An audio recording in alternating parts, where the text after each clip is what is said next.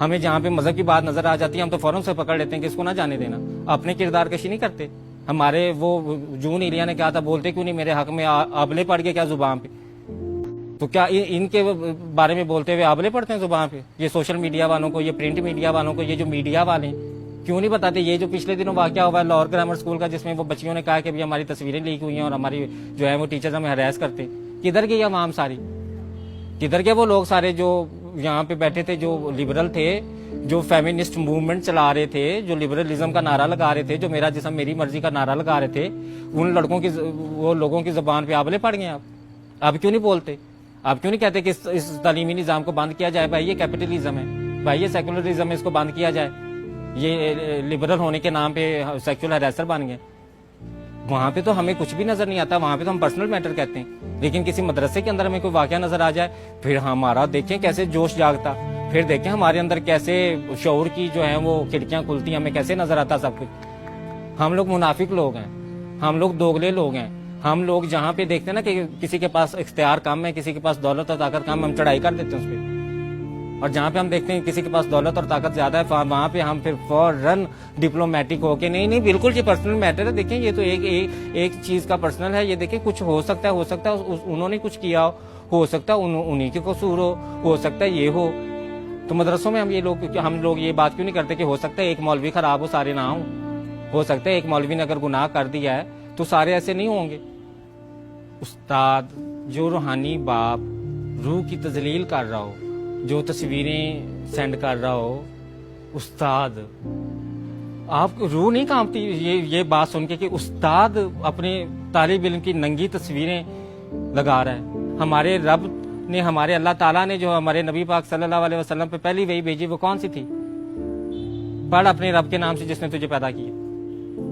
تو پڑھائی کی تو اتنی تعلیم کی اہمیت تھی, تو وہ تعلیم کی اہمیت ہمارے معاشرے میں تو ایک کاروبار بزنس بن گئی. مطلب کہ وہ جو ایک ٹیچر کی قدر تھی, وہ جو ایک روحانی باپ کی قدر تھی, وہ ہمارے پاس نہیں ہے. ہمیں پتہ ہی نہیں ٹیچر کیا ہے. ٹیچر ہو تو ہمیں پتہ ہو. ہمارے پاس تو بزنس ہے کہ پرائیویٹ سکولز میں آج کل جو ہے نا ڈے بڑے منائے جاتے ہیں. آج ہم جو ہے وہ ٹورزم ڈے ہے, آج فلانا ڈے ہے, آج فلانا ڈے. کیا کہ اگر تو روز پڑھائیں گے تو ماں باپ سے پیسہ کیسے کھینچیں گے؟ وہ چیز جو ہونی چاہیے بزنس وہ کہاں سے آئے گا؟ پھر انہوں نے یہ بہانے رکھے ہوئے, پھر ایسے دن منا کے نا تو وہ ماں باپ سے جتنا وصول کر سکتے ہیں وہ کرتے ہیں.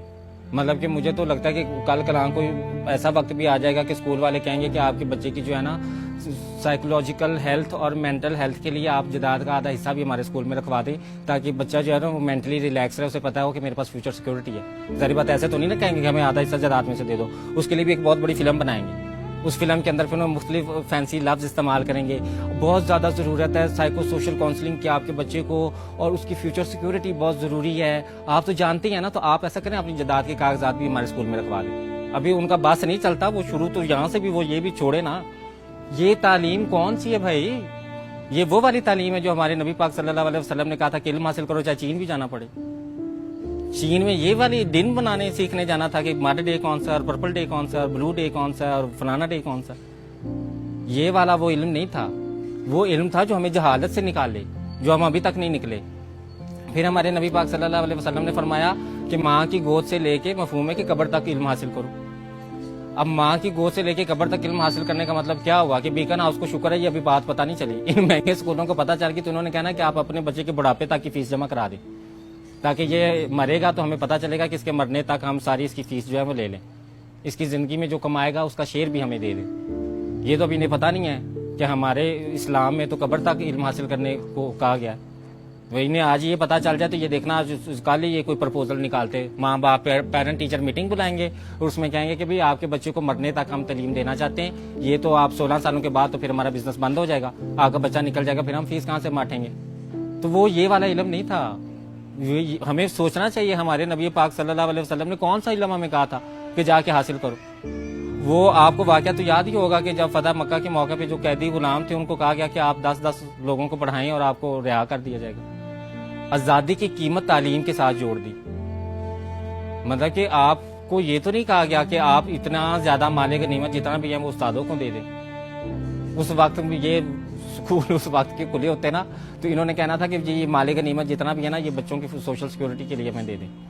یہ ہم اپنے پاس رکھ لیتے ہیں بچوں کا مالا تعلیم دینے. انہوں نے پھر بھی مالے غنیمت لے لینا تھا, تعلیم نہیں دینی تھی.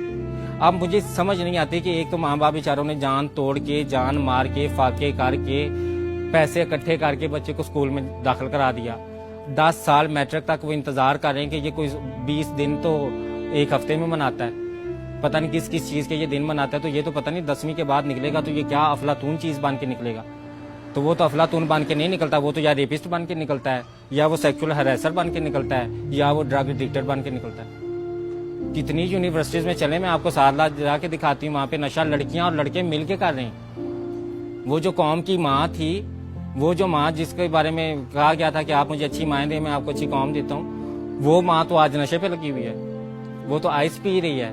وہ باپ, وہ جو جنت کا دروازہ باپ ہے مستقبل کا, وہ لڑکا جس نے باپ بننا ہے, وہ لڑکا جس نے آنے والی نسل کو سنوارنا ہے, وہ تو نشے پہ لگا ہوا ہے.